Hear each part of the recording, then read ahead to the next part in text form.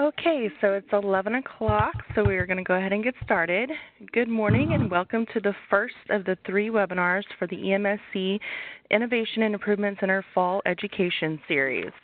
My name is Cassidy Penn and I will be moderating this webinar. How fitting that we are here to discuss adolescent mental health screening during the week we recognize World Suicide Prevention Day, which was this past Monday on September 10th. Just a few housekeeping items. If you are not speaking, please make sure that you keep your phone on silent to avoid background noise. The webinar will be recorded and then made available on the EISC website for future viewing. Questions may be submitted via the chat box during the webinar, or you may wait until the end and ask directly. Now, please welcome our speakers. The first will be Dr. Shilpa Patel. She is a pediatric emergency medicine physician at Children's National Health System. She completed her pediatric residency and pediatric emergency medicine fellowship at Children's National Health System and received a master's in public health from George Washington University. Dr. Patel is the medical director of ED Psychiatry for the Division of Emergency Medicine and the site PI for the PCARN EdSTARS Suicide Screening Study at Children's National. Our second speaker will be Dr. Ncolaus Glomb. Dr. Ncolaus Glomb is a did pediatric training at Carolinas Medical Center in Charlotte, North Carolina, and a combined pediatric emergency medicine and global health fellowship at our very own Baylor College of Medicine and Texas Children's Hospital. Ncolaus joined UCSF Binoff Children's Hospital as a faculty in the Department of Pediatric Emergency Medicine in 2016. His academic and research interests include pre-hospital provider education, pre-hospital research, and global health. Our final speaker will be Dr. Jacqueline Grupp-Phelan, and she is the Chief of the Division of Pediatric Emergency Medicine, PIM, at Binoff Children's Hospital and Vice Chair of the Department of Emergency Medicine at UCSF.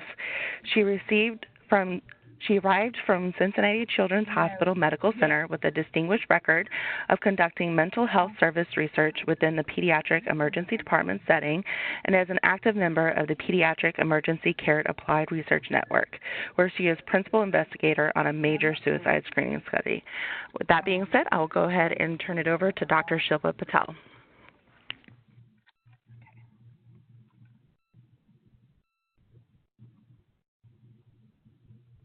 Thank you for the opportunity to speak today on this very important topic. I'm going to be covering the epidemiology of suicide. So the first part of this webinar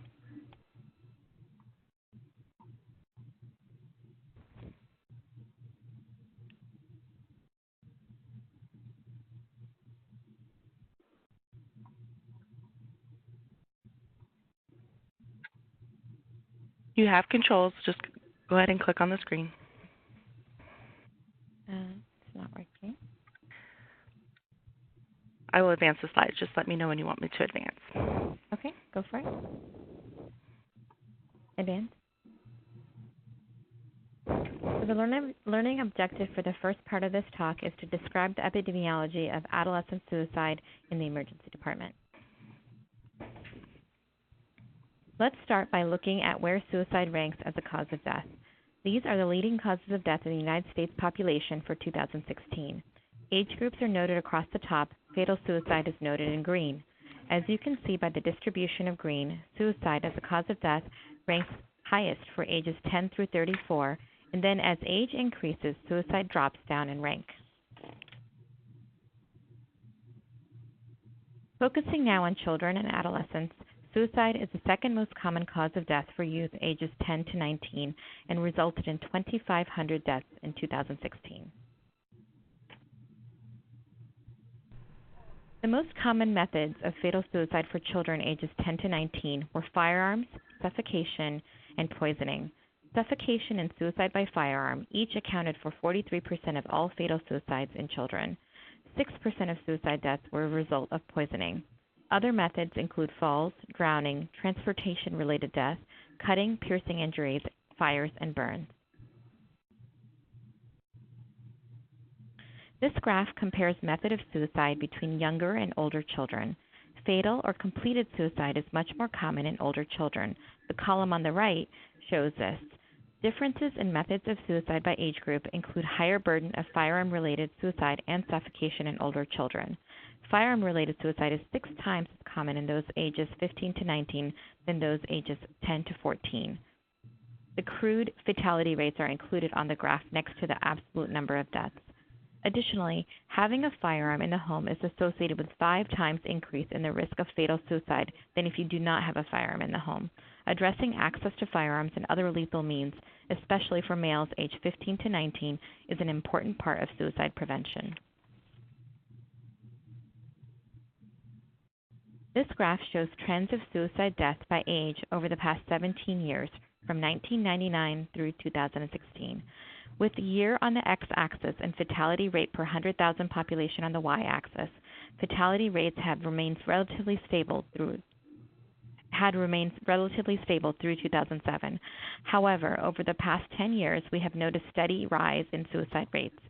Though suicides in younger children are rare, the increase in suicides for children aged 10 to 14 is concerning. Also, older children aged 15 to 19 have had a steeper rise in suicide rates since 2013. When looking at geographic distribution by state, it is apparent that the increase is not evenly distributed. The dark blue-colored states, mainly in the Midwest, have seen highest increase ranging from 38 to 58%, whereas other states on either coast have seen smaller increases ranging from anywhere between 6 and 18%.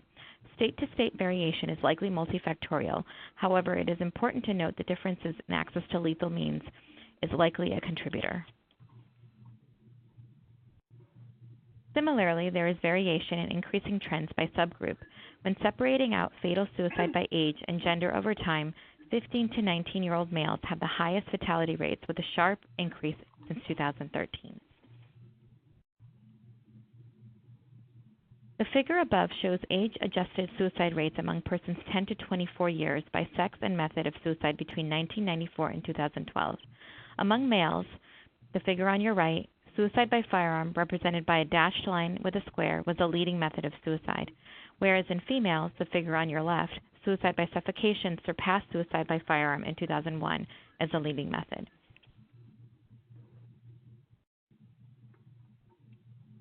We have reliable data on fatal or completed suicide. However, CDC data likely underestimates suicide deaths due to a small percentage of deaths that are misclassified as accidental deaths when they were actually intentional. Suicide affects all races and ethnicities, though Native Americans and Alaskan Native males have the highest rate of fatal suicide and Black females have the lowest rates. Fatal suicide is 3 times as common in males as compared to females. In contrast, data on non-fatal suicide is limited.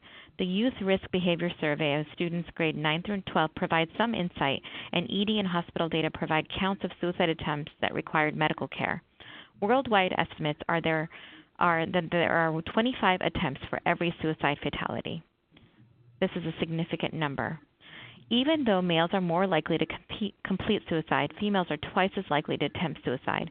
This is mostly because females choose less lethal means. Racial and ethnic differences in suicide attempts also exist. Hispanic youth are more likely to report suicide attempts as compared to non-Hispanic Black and white youth. Furthermore, analysis of YRBS data found that 16% of 9 to 12th graders reported having seriously considered suicide, 13% reported having created a plan, and 8% reported they had attempted suicide in the past 12 months. Although we still do not have one gold standard to determine risk or predict suicide, we are well aware of many risk factors for suicide. The American Academy of Pediatrics policy statement on adolescent suicide nicely summarized the evidence of many risk factors for increased suicide risk. They include some of the following: family history of suicide, history of adoption, male gender, LGBTQ youth, history of physical or sexual abuse, bullying, homeless or correctional facility residents, social isolation, stressful life events such as breaking up with a girlfriend or boyfriend for adolescent youth, or a fight with a parent. Excessive video game or internet use has also been associated with increased risk of suicide, and of course, previous suicide attempt. Finally, a recent study published in Pediatrics looked at risk of suicide after deliberate self-harm in a national cohort of Medicaid patients aged 12 to 24. They followed 32,000 children over the course of 1 year after presenting for self-harm and found that adolescents had a significantly higher risk of suicide if self-harm was by violent means, specifically if it was by firearm. It is important to remember that most of these risk factors are more common than suicide, and all of these risk factors should be placed into clinical context. Emergency department visits for children with psychiatric chief complaints are increasing, especially for teens, females, and those with public insurance. The most common methods of self-injury in adolescent population presenting to the ED are different for males and females. Females more commonly presented with cutting or piercing injuries, whereas males more commonly presented with firearm injuries. An evaluation of psychiatric-related visits to emergency departments in the PCAR network found that 3% of all ED visits were psychiatric chief complaints. These visits were associated with older patients, higher pre-hospital care, and longer length of stay, with higher rates of admission. As we have all experienced, increasing prevalence of suicidality, shortage of national inpatient and outpatient resources for psychiatric care in children, as well as changes in insurance coverage has resulted in many emergency departments having to board psychiatric patients in the ED while they wait sometimes days for inpatient psychiatric care. As we wrap up this section, I want to share this graph published recently by Lee and Mannix in a recent perspective piece in JAMA. This graph shows trends of preventable death in youth over the past decade. During this time, motor vehicle crash fatalities have decreased, while other preventable causes of death in youth have increased. This decrease in motor vehicle deaths is easily attributed to increased safety measures and laws. In contrast, firearm suicides have increased more than 20% among youth aged 15 to 24. Between 2012 and 2016. This emphasizes the need to increase efforts to improve safety measures and implement effective laws around prevention of firearm-related suicide and homicide. Take-home points. In conclusion, suicide is the second most common cause of death in children aged 10 to 19 and the leading preventable cause of death.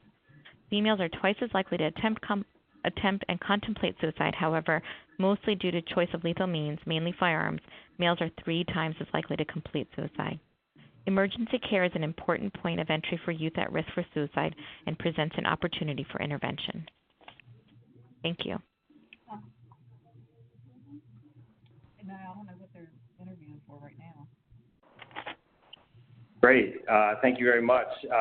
So I'm Dr. Ncolaus Glomb. I'm going to be talking about adolescent behavioral health in the pre-hospital setting. Try, honey, try.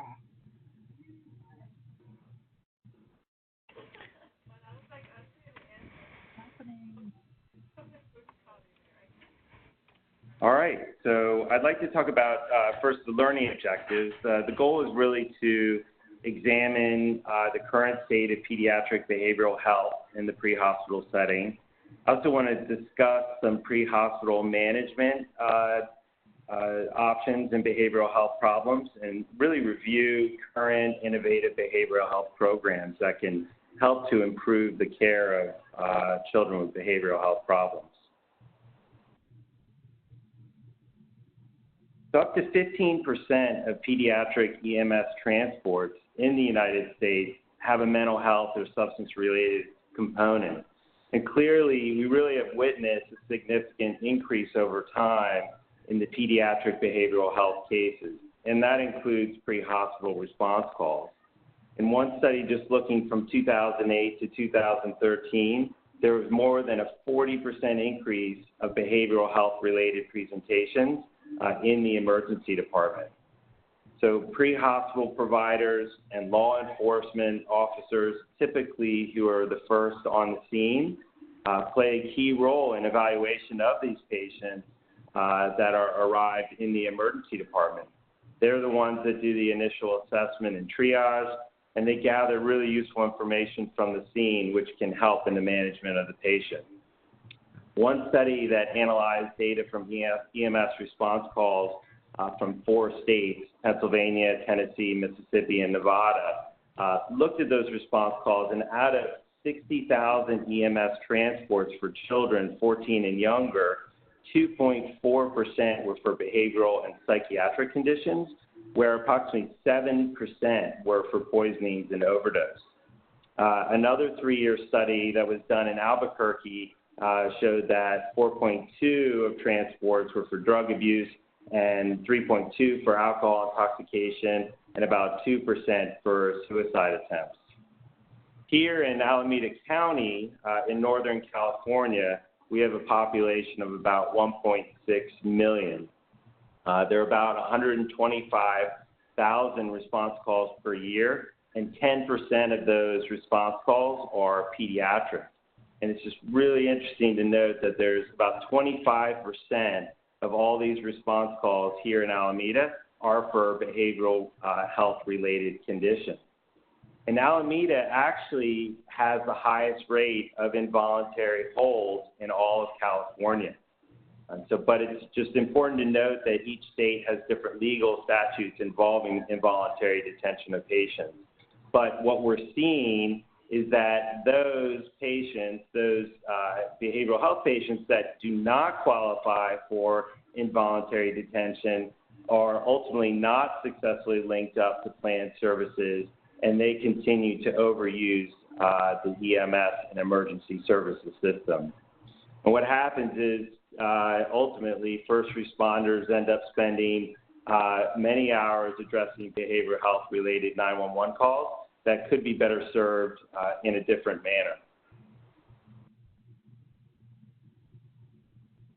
So as the frequency of patients experiencing psychiatric emergencies, as we see this number continuing to rise, unfortunately, the number of psychiatric inpatient beds has declined. And this ultimately diverts resources from life-threatening emergencies, leads to clients, law enforcement, and other responders experiencing lengthy wait times for ambulances. There are also challenges in identifying children or adolescents with mental health disorders. Therefore, when these individuals are not identified and not connected to resources, they end up going untreated. There was a study done in 2015 in Baltimore looking at EMS response calls that showed that really chronic and somatic conditions and behavioral health problems contribute significantly to the repeat pediatric use of EMS services, therefore overall increasing the burden on the system. And multiple studies evaluating pre-hospital preparedness have identified a universal lack of screening tools in the pre-hospital setting. One such study or publication, the Institute of Medicine, published the findings from the Committee on the Future of Emergency Care in the United States Health System. And in that, they noted the increasing problem of pediatric mental health, the inadequate screening for children with mental health complaints, and inadequate training of pre-hospital providers. So in the pre-hospital setting, providers will see the whole spectrum of behavioral health problems, heavily skewed towards the adolescent population, and really is no surprise these mirror what we're actually seeing in emergency departments. And these include neurodevelopmental disorders, which are typically seen in younger children, such as autism, developmental delay, but also mood, anxiety, and psychiatric disorders, feeding and eating disorders, and conduct disorders and substance-related disorders. Regarding the pre-hospital management of behavioral health patients, one of the most important techniques is for de-escalation. And this can be done by BLS providers and ALS providers. Environmental interventions to de-escalate are incredibly important, but certainly can be challenging in the pre-hospital setting where providers have less control of the environment that they work in. Verbal interventions certainly are important, and these include really trying to minimize anxiety of the patient, the agitation and aggression by actively listening, validating the patient and parental concerns, explaining the course of action, exactly what's going to be done, and really trying to remain engaged with the patient and offer any choices when possible. Really, the next level of intervention is going to be pharmaceutical, and general recommendations, and this isn't necessarily in all EMS algorithms, but in many of them, there's an attempt to provide oral medication initially, providing the patient with some control and some choice as far as their management. If oral medication is not an option, then IM, IV medications such as midazolam would be the next step. Physical interventions include soft restraints, but it's always important for the pre-hospital providers that are using physical restraints always to continue to use verbal interventions, explain exactly why they're using them. It is incredibly important for all providers to document the use of physical restraints, and then a constant need for ongoing assessment and monitoring of the patients that are being restrained. When looking at pre-hospital management of behavioral health, it is important to develop and share innovative programs. And what I've done is just listed some of the local programs here out in California that I'd like to just spend some time talking about.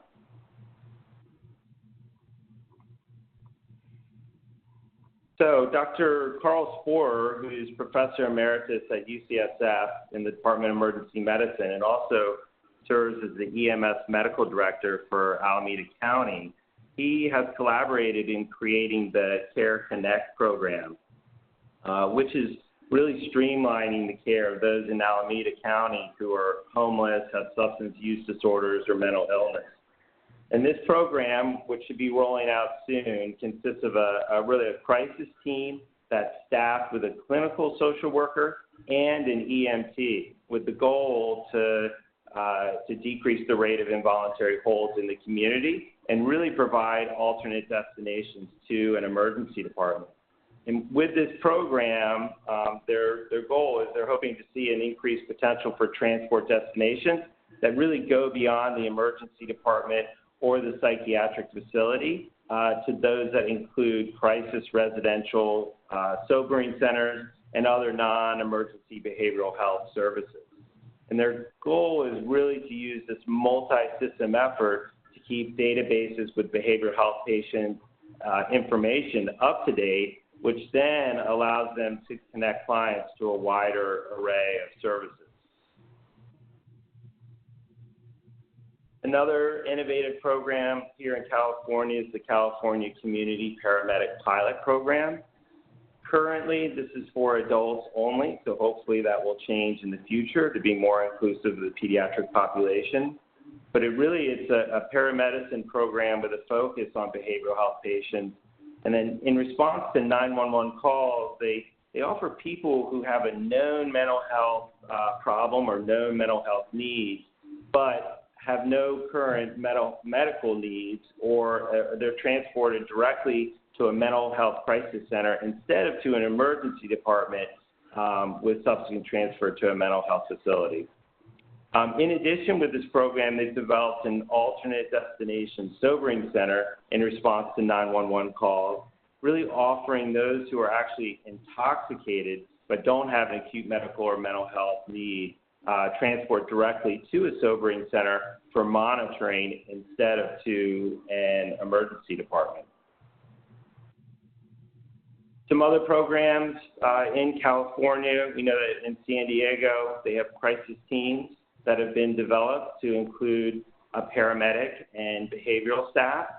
And this pilot project was specific to clients that were on involuntary hold. Locally in Northern California in San Mateo, they've developed a program to train paramedics in assessing patients in mental health crisis and placing them on involuntary holds. And the really unique thing with this program, the paramedic actually can have direct contact with a psychiatrist at a psychiatric emergency services unit when that's needed. And this program has really resulted in fewer patients being placed on hold. In addition, San Mateo also has a crisis collaboration that meets quarterly And this is another multidisciplinary group with a focus on educating providers about available services and really when to refer out for those services. So it's important just to note in the pre-hospital setting, the keys to success, there's definitely a need, without a doubt, a need to develop screening tools for pre-hospital providers. Without a doubt, the evidence shows that early identification and early allocation of resources really helps to improve the care of these patients and also helps to decrease the burden on the emergency system. We really want to focus on continuing to improve the training for pre-hospital providers, stressing early environmental and de-escalation techniques as part of that training, the continued use of multidisciplinary teams. So caring for a behavioral health patient in an emergency setting is obviously resource intensive. And so therefore having a trained and dedicated multidisciplinary team may have an impact on outcomes, including less use of restraints, lower admission rates, and shorter length of stay overall for the patient. And then again, continuing to encourage innovative programs.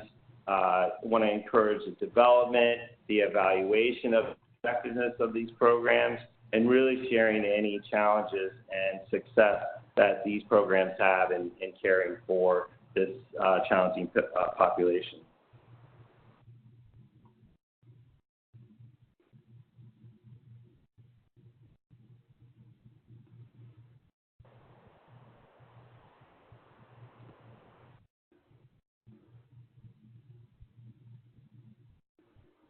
Okay, thank you, Nick.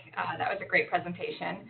My name is Jackie Grupp-Phelan, and I am currently the Chief of Pediatric Emergency Medicine at UCSF Benioff Children's Hospital.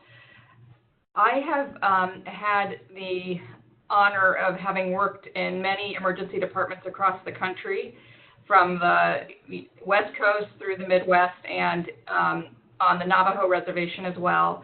And in all of those settings, it was very clear that there was an underrepresented need for psychosocial screening in emergency department settings, and that not recognizing the psychological issues that were going on with our patients was really getting in the way of how we were delivering care. Today, I'd like to talk to you about why screening is so important in the pediatric emergency department, why screening for suicidal issues is so important. I'd like to talk about screening in general and what are some of the important things to think about when we decide whether we're going to screen for certain issues in the emergency department. And I would like to share some of my own research and end with some sort of take-home points around things to think about for future directions. I think we all understand that the pediatric emergency department is really a safety net for the populations that we serve. It's the only place that's open 24/7. We know that vulnerable patients seek care there, not just socioeconomically vulnerable, but patients that have no place else to go for the issues that they're dealing with. And often we are the first ones to acknowledge that there are emerging issues that are becoming epidemics in our populations. For example, 15 years ago, PCARN first started talking about the emergence of increasing psychosocial issues that were presenting to the emergency department. And as a group, we came together and started to discuss the importance of studying issues related to these problems. And in the intervening 15 years, we've seen the very large increases in suicidality that Shilpa pointed out in her epidemiologic discussion earlier. We also know that if we can do something in the emergency department, that's often the only place where people can get help, and you can change the trajectory even if you're not able to do something further once they leave the emergency department. It's a wonderful place to think about screening for a number of different health conditions. it's representative of a large proportion of the kids that we care for in the country. 19% of children between the ages of 12 and 17 have gone to the emergency department in the year previous. They, unfortunately, especially teenagers, do not connect with their primary care physician, so the emergency department can often be the only place where they are seen for medical care. And this is often due to the sensitive nature of the reasons that bring them to the emergency department, including STI workups, the issues related to having a crisis, and maybe having issues related to substance abuse. And we also know that males and females come to the emergency room equally, so it's a place for very good case finding. Unfortunately, that rate of adolescent self-harm has quadrupled over the last 20 years, and self-harm is challenging in a number of ways. But unfortunately, we've often decided that there are certain gestures that the teens have that are not important. But unfortunately, self-harm behaviors are highly predictive of a future attempt. I want to talk a little bit about screening and some of the fundamentals around how we make a decision about whether to screen for something in different settings.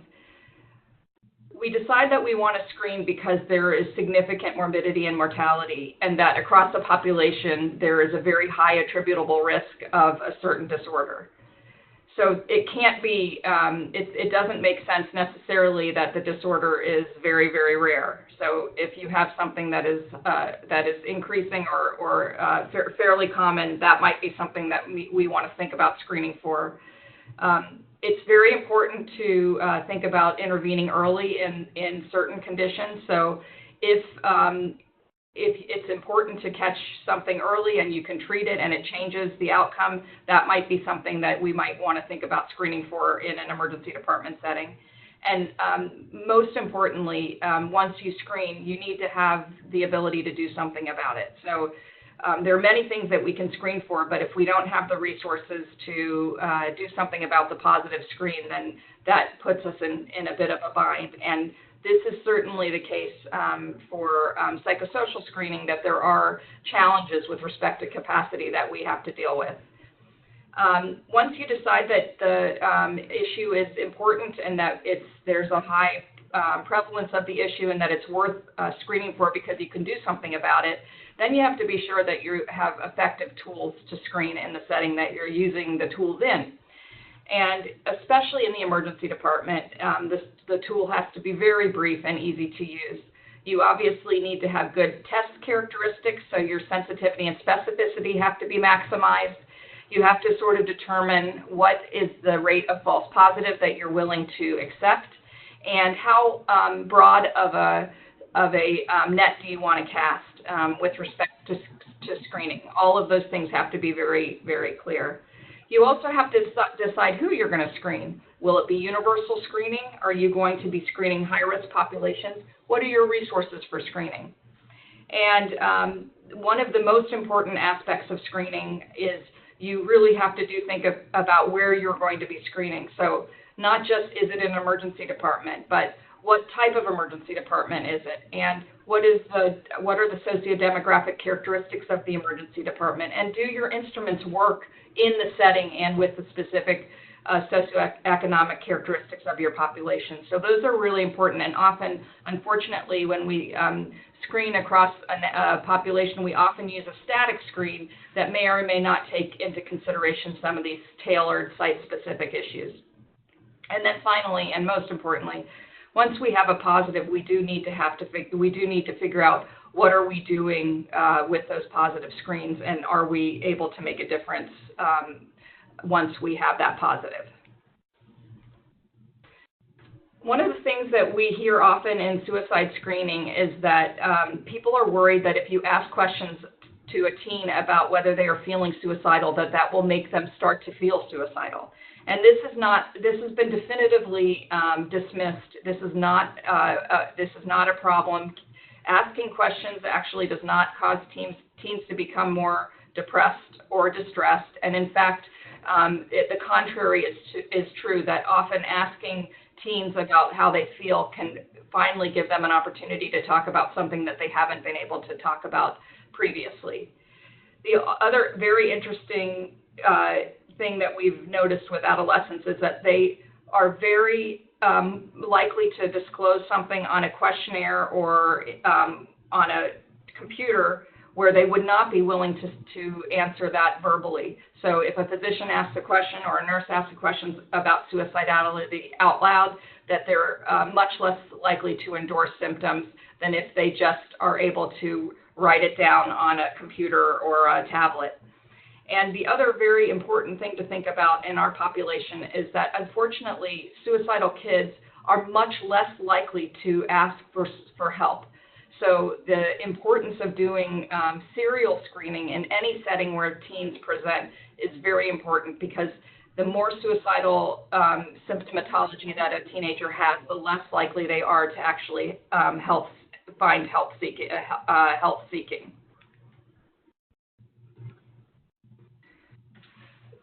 We have found in multiple studies that screening for suicidality and mental health issues in the ED is very acceptable.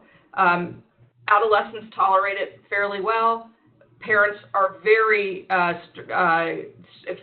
say that they are very happy when kids are screened for psychosocial issues in the ED, and that it should be part of the routine part of care, even for kids that present to the emergency department with medical issues and not psychiatric issues. We have had a number of sentinel events from the Joint Commission saying that we now have to very seriously go about screening for unrecognized suicidality in emergency departments and ambulatory care settings. The sentinel event that you see here was our last event, sentinel event that came out in May of 2018. This one goes even further. Not only are we needing, does the Joint Commission want emergency departments to screen, but we actually have to do a risk-based, we have to figure out what we're going to do with respect to the positive screens in a risk-based way. So if kids are highly likely to be suicidal, that we have to have a higher level of response versus kids who are less likely to complete suicide. So this is a new sentinel event that is actually telling emergency departments that not only do we have to screen, but we have to do something about it. So I wanted to discuss with you one of the types of screens that we use in emergency department settings. This is actually a screen that was developed in 4 pediatric emergency departments across the country and is now being used in a number of EDs. This is what we call a static screen. So the same questions are asked for all teens that present for medical care in the emergency department setting. And it's a very simple screen that we recommend is done on a tablet, not out loud. And you can see that it's a 4-question screen asking whether in the past few weeks have you wished you were dead? Have you felt that you or your family would be better off if you were dead? In the past week, have you been having thoughts of killing yourself? Have you ever tried to kill yourself?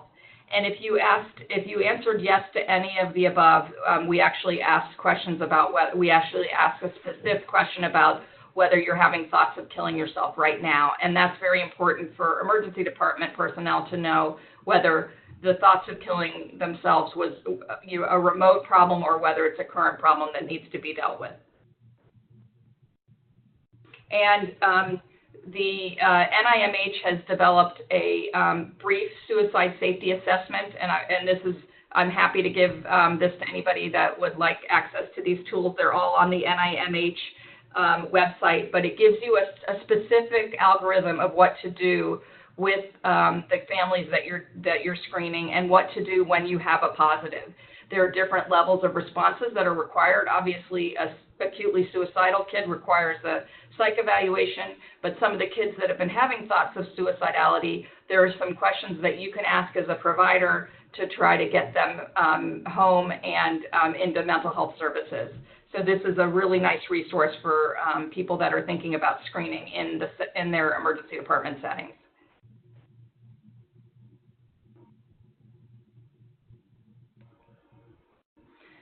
I'm going to change directions a little bit and talk about some work that our team has been doing in the last years around suicide screening, and just try to give some of the take-home points that I've learned as a EM practitioner and as a researcher.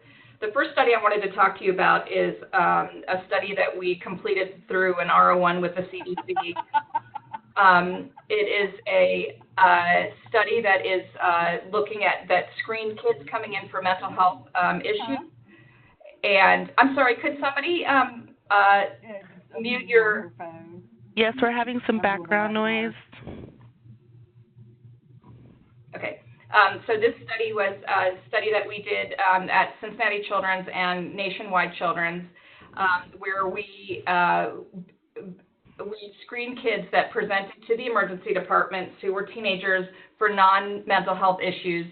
We used the ASQ that I just showed you, and for kids that screened positive, we asked them if they would like to be part of a randomized controlled trial to get kids into services by using a motivational interviewing technique.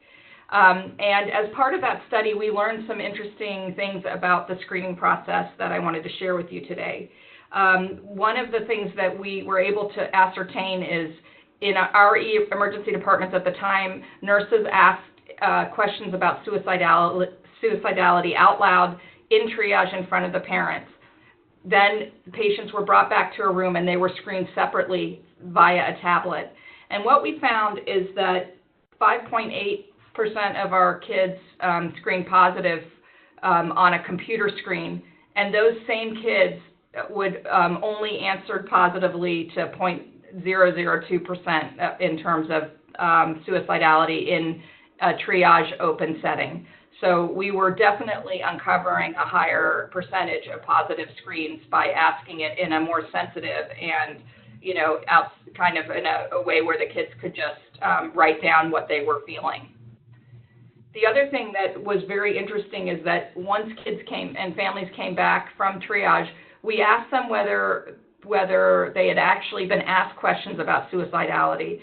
And it was distressing to note that out of the positive screens that were found to be, out of the kids that screened positive in the safety of a quiet room where they could use a tablet to endorse their symptoms, that only 18% of the positives had actually been asked in triage whether they were had suicidal thoughts and behaviors. So unfortunately, what can happen sometimes is nurses can just, or whoever is asking questions about suicidality can just put in a response for the patient and not necessarily ask the question. So we're pretty good, unfortunately, at thinking that these kids might actually be positive, and sometimes we don't want to know that, so we might not even ask those kids whether or not they're having thoughts of suicidal behavior. Another thing that was very interesting is that one of the options of the ASQ is you can endorse a positive response. You can say, no, I don't have these feelings, but you can also respond by saying, I have no response to this question. And we were able to take a look at the kids who responded no response instead of a positive.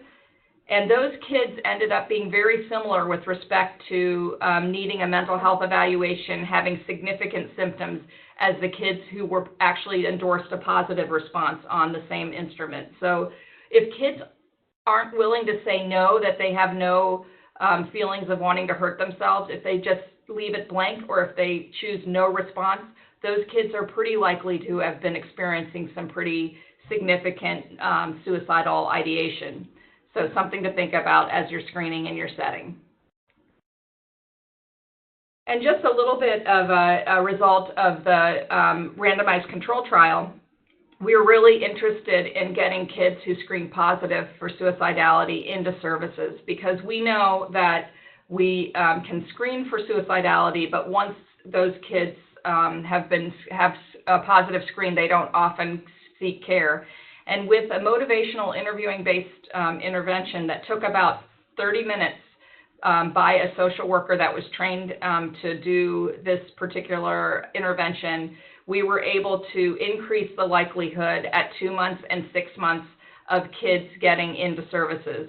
So we had, instead of at 2 months, the kids who had received the intervention came back 55% of the time, compared to our usual care kids who only came back into services 36% of the time. And similar results were found at 6 months. I wanted to talk to you a little bit about a different approach to screening.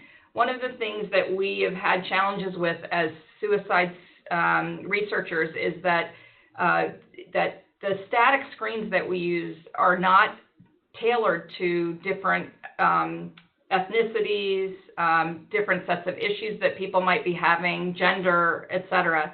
So we have had the opportunity now to screen almost 10,000 kids, 6,000 kids in the first part of the study, and now we're just finishing up another 4,000 kids through the Pediatric Emergency Research Network, Pediatric Emergency Research Network, to look at how to use a computerized adaptive screen for screening kids that come to the emergency department for non-psychiatric issues.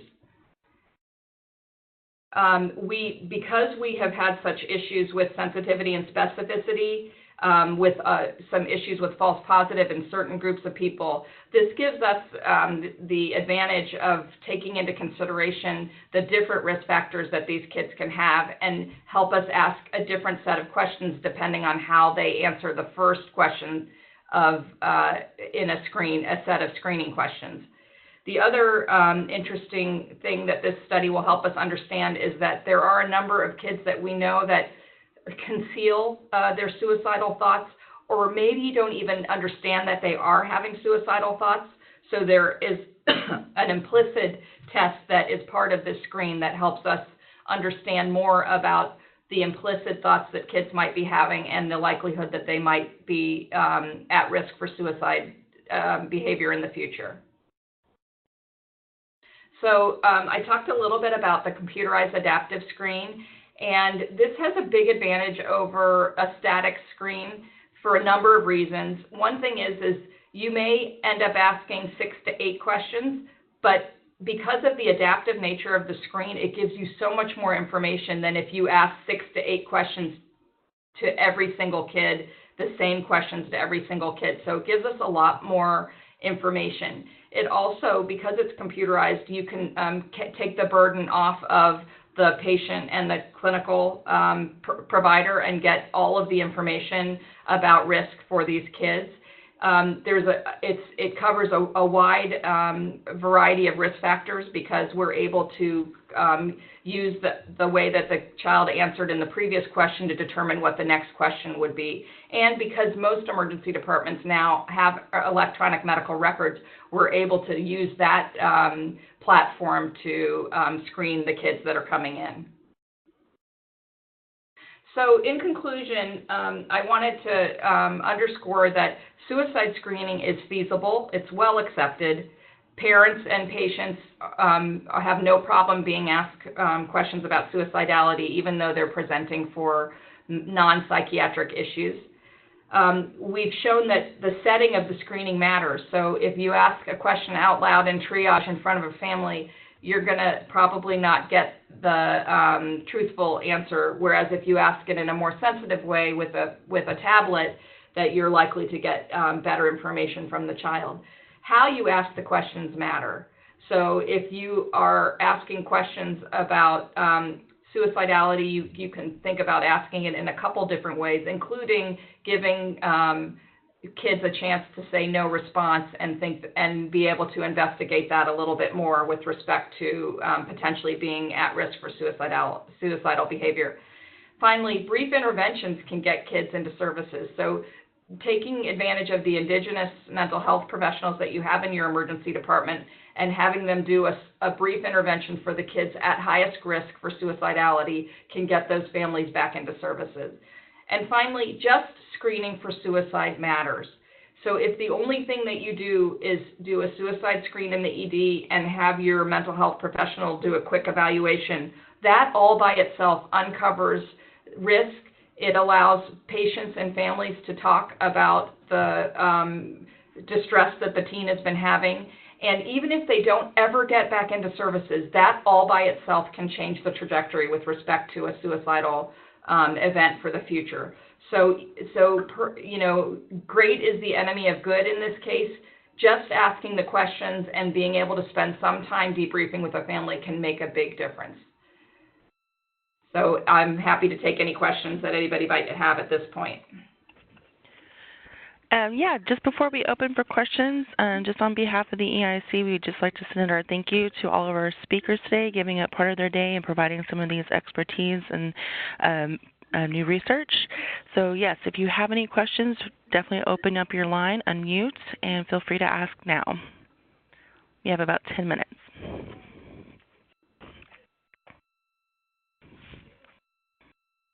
So while people are unmuting their line, we did have one question that was submitted via the chat box, and that is, are there any validated screening tools for suicidality? Yes, there are a number of them. The ASQ is probably the one that has been used most in the pediatric emergency department setting. The Columbia Suicide Screen is another one that has been used in different settings. That's slightly longer, but it's been validated in emergency department settings. There are some adult tools that are also used, but for this population, those are the big ones that have been used. Some people do depression-specific screening tools. There is the behavioral health screen, which is the screen from Joel Fine out of CHOP that does a broader screen, not just for suicidal, but for other mental health behavioral issues. So there are a number of really good validated tools that are available. All right, thank you for that. And our next question is, what is the minimum age recommended to screen pediatric patients in the ED? For screening? Yes, ma'am. There are different screens. I'll let other people talk too. There are different screens depending on the age group, but for the screens that we talked about, they are validated from the ages 10 to 9, 10 to 18. The Columbia Suicide Screen has been validated down to 8, but it's the younger you get, the more challenging the screening gets, for sure. All right, perfect. Is there, has an appropriate organization provided recommendations on proper procedures to conducting the screening? The findings presented emphasize the importance of proper data collection.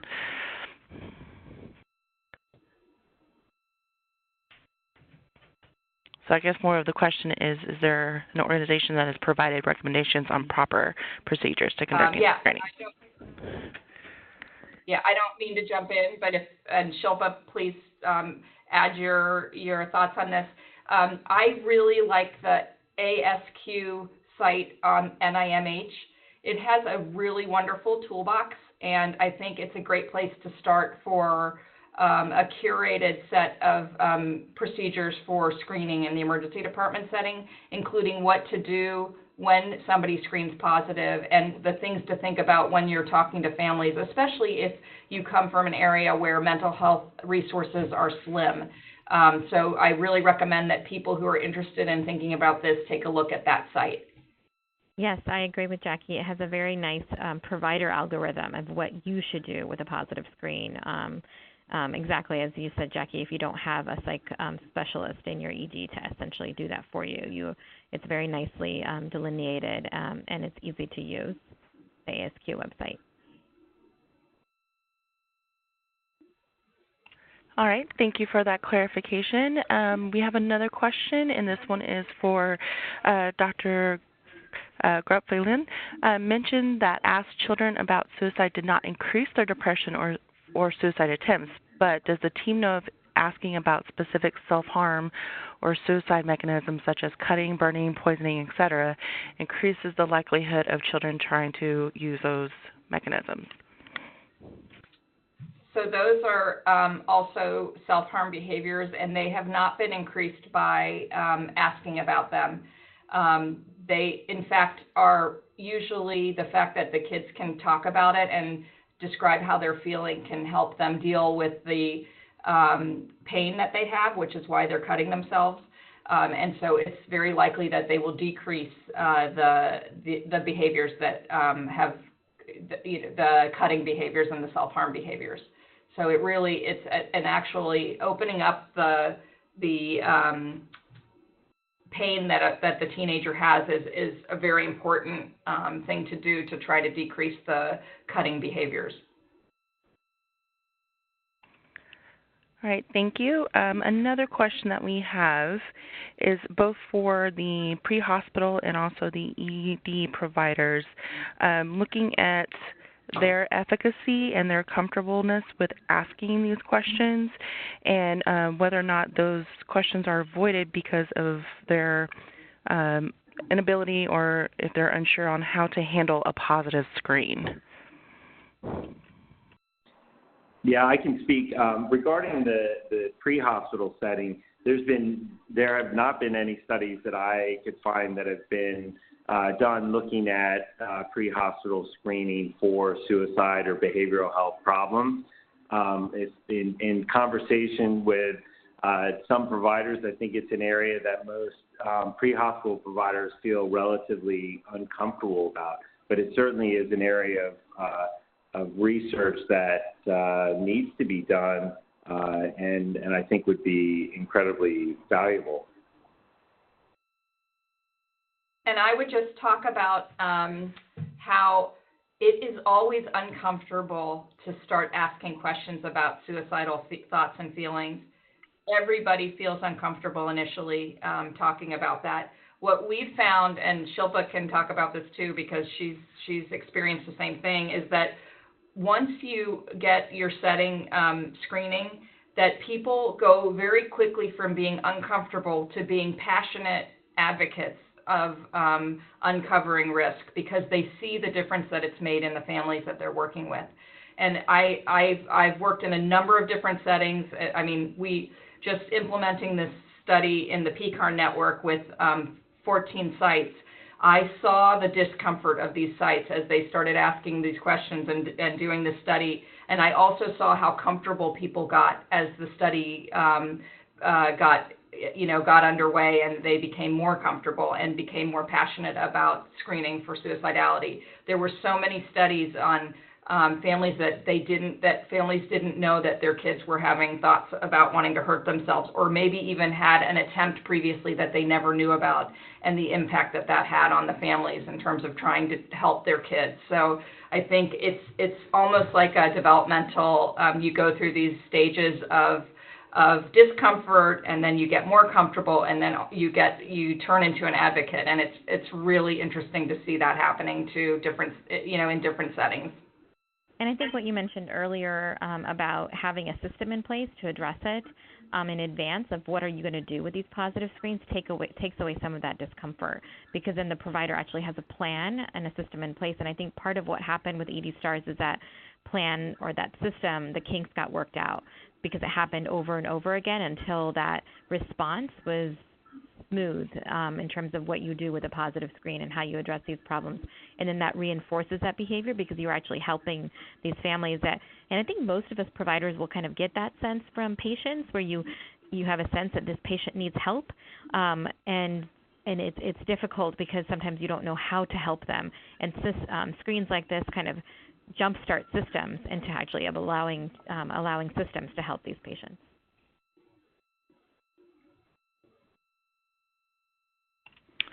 All right, fantastic. I think just one real quick follow-up question, and then we will let you go on about your afternoon. Was there a specific reference for using a tablet versus a paper during triage that somebody could reference on the call? I probably have one. I'd have to look at it. Paper is a reasonable thing to use. It's better than asking out loud. The issue with paper is that it doesn't immediately go into your medical record, but there have been sites that give patients paper, and then the nurses or the registration puts the answers into your medical record. So you can do that both ways. But there are references that talk about the fact that using a tablet or using a computer is better than asking verbally, and I'm happy to find that reference and get that to whomever wanted that. I will follow up with you after the call on that person. Okay. All right. Well, that's putting us right at noon. So thank you all again for joining, and thank you again to our speakers, and everybody have a wonderful rest of your Thursday. Thank you. Thank you.